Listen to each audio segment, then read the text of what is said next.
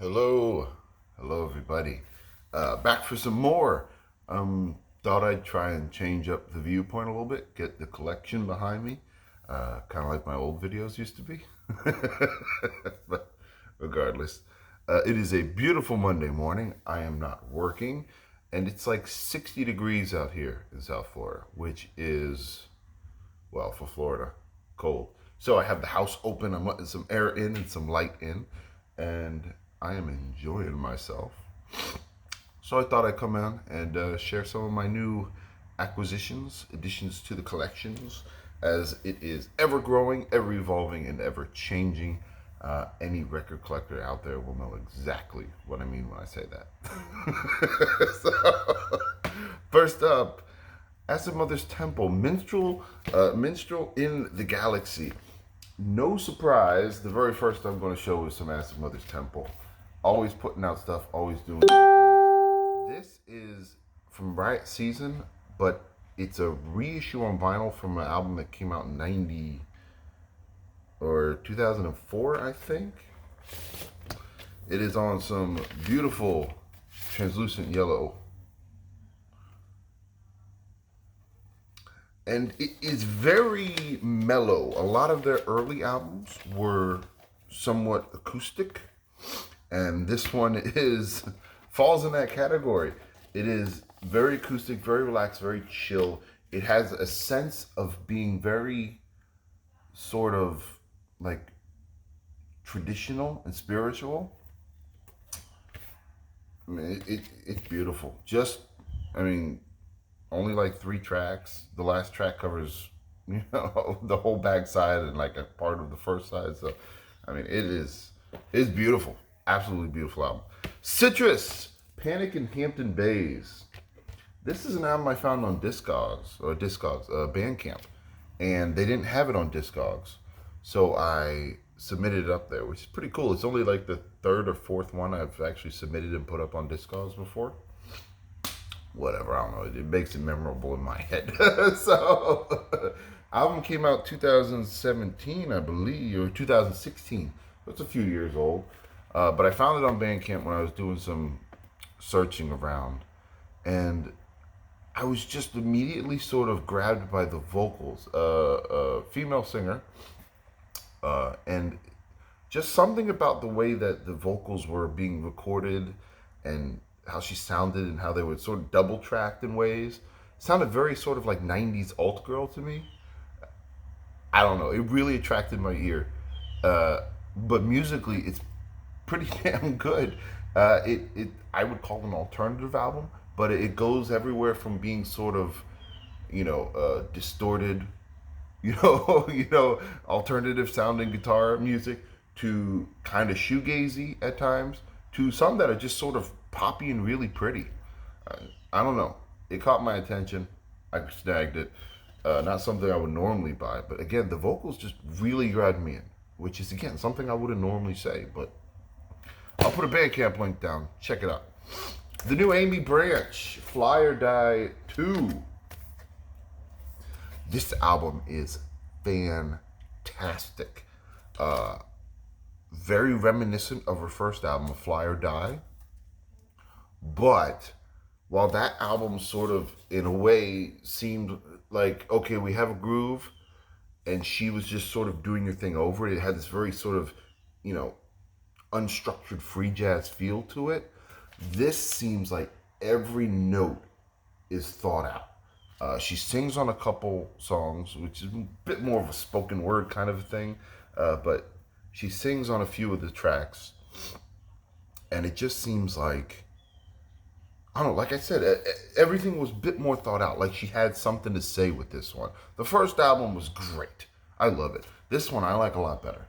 It just seems a bit more powerful to me. Of course, that's just my opinion. But anybody else knows this album and knows of the other Jamie Branch, Fly or Die, put your 2 thoughts in. Tell me what you think, because this, I don't know, it seems like a leap forward to her, even though artistically it really kind of isn't. Let me know what you think. Mondo Generator, Cocaine Rodeo. on a wonderful gatefold and white vinyl from Southern Lord. Came out 2000, but it was recorded a few years before that. It's early Southern Lord. I think it's like Southern Lord 6 or 7, something like that. But came out 2000, was recorded a few years before. It is a project of Nick Olivieri from Caius and Queens of the Stone Age. And it's sort of a bit reminiscent of the first 2 Queens of the Stone Age albums. It's really kind of just punky, bit doom and stoner, and then just sort of like straight up, drug-induced alcohol, crazy rock on one level. I mean, it's great. Features, of course, members of Caius and Queens of the Stone Age. And I just think it's great. Excuse me.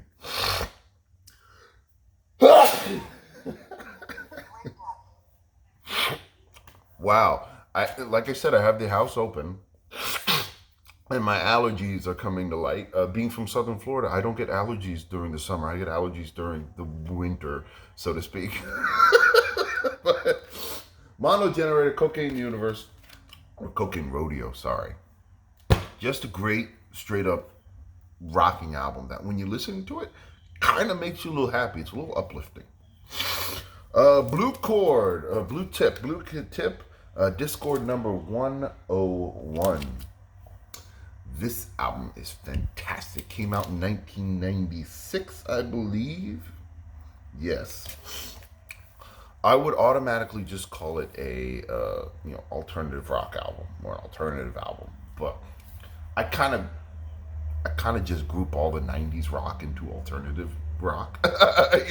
So to be a bit more precise, I would call it a bit sort of like a melodic hardcore or a post-punk maybe. But to me, it's just an alternative record, and it is fucking great.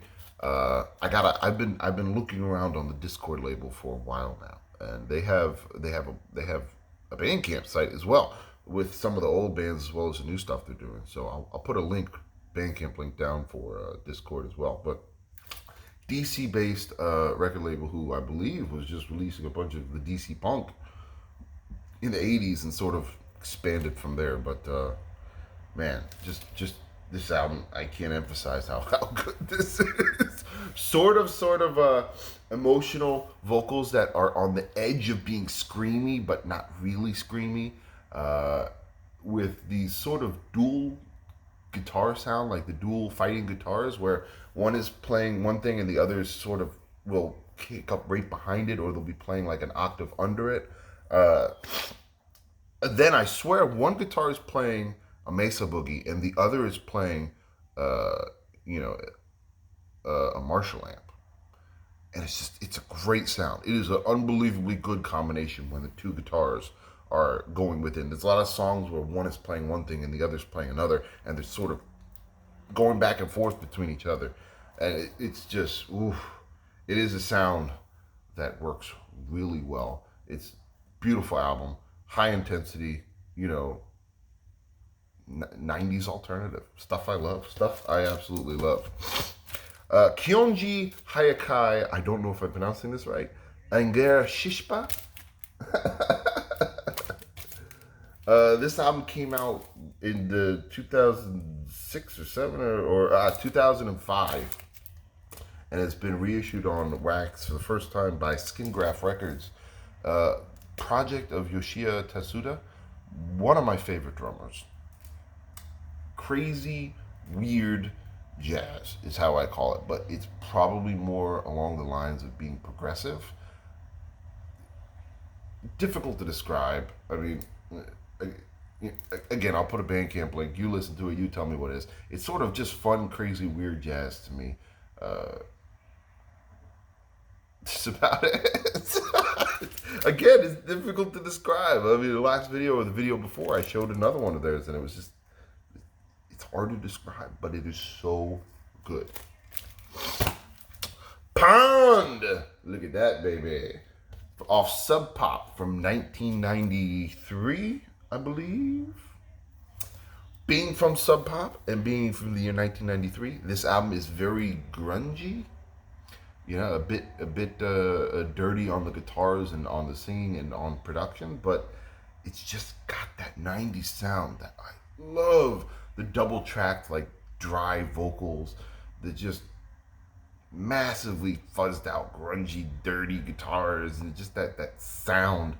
And then they have these little bits where the guitar sort of, again, they're harmonizing, or they're playing these little, like, octaves below, or these little pitch harmonic things going on, and it is just oh man, the layered guitars, you know, the right in your face drums, those dry double track vocals. I mean, this is what I grew up listening to and I love. And this band I did not know about until recently, which again blows my mind. I'm like, how did I not know about this band? Yeah, and I need to get more by them. They had 3 albums, and honestly, I need to get more. This was the first, simply self-titled, and it is really damn good.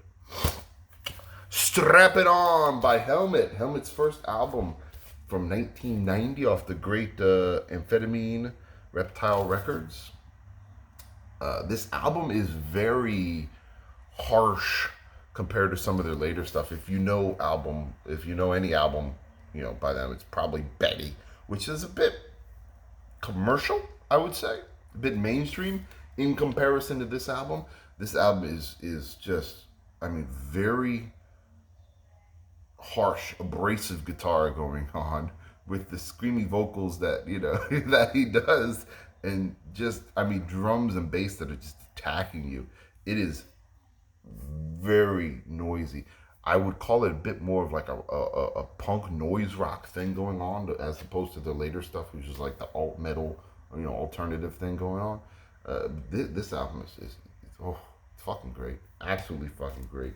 Yeah, more 90s alternative. Yeah, I bought some other things. So, you know, 90s alternative. Beware, it's coming. Inflation Blues, Jack DeJohnette special edition. This is an album that isn't expensive, pretty damn cheap, and it's fucking fantastic. From 1983, I do believe, off of ECM. And it is an album that I should have had a while ago. And it was just sitting there as a blatant big hole in my DeJohnette collection, one of my favorite drummers. And I was just like, you know, forget it, I'm going to get it. You know, I saw it cheap. With shipping, I think it was $10. I mean, it was, you know, if I waited to find it in the store, I could have probably found it cheaper. But hell, $10 for a record, I'm going to take it. Great jazz album. Jazzy, fusiony, at times a little free, at times a little sort of like dance marimba thing going on. But I mean, you know, that's Jack DeJohnette special edition. Features John Purcell, Rufus Reid, Chico Freeman, and guest Bakita Carroll, if I pronounced that properly. Really damn good. If you don't have it and you are a fan of jazz and Jack DeJohnette, I suggest you pick it up. The last two we got Silenced and Silence 2 by drummer Donald Sturge Anthony McKenzie II on drums. That's a mouthful.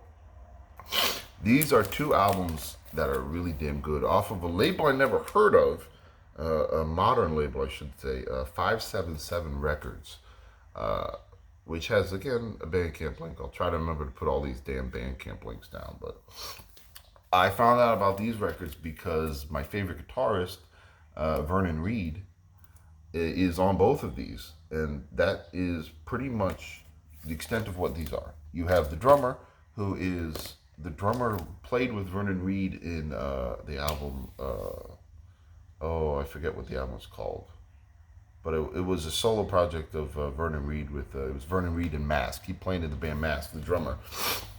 And the albums are, in some way, I'm sure, a political statement because it's names of people. Literally, every song is just the name of somebody. Sandra Bland, Melissa Williams, and Timothy Russell. You know, Eric Gardner, Akai Gurley. In a way, I'm sure it's talking about somebody's that I don't know. Maybe they were wronged in a way. Maybe they were killed. Again, sorry, I don't know. I'm only making the assumption based upon the names. But it is improvised drums that he has other musicians come in and play. On this one, we have Elliot Sharp, Bill Laswell, and Vernon Reed playing on it. And then this one, we have Niels Klein, Melvin Gibbs, and Vernon Reed again. These are fantastic. They are exploratory. They are emotion-filled. They are expressive. They are at times quiet. They are at times very loud and abrasive, depending on who's playing. I mean, it is just, it's just straight up real music. Only way I could say it, only way I could put it. And, you know, if you like that kind of thing, check them out. Improvised music with feeling and emotion. That's all I got for you today. Hope you enjoyed it.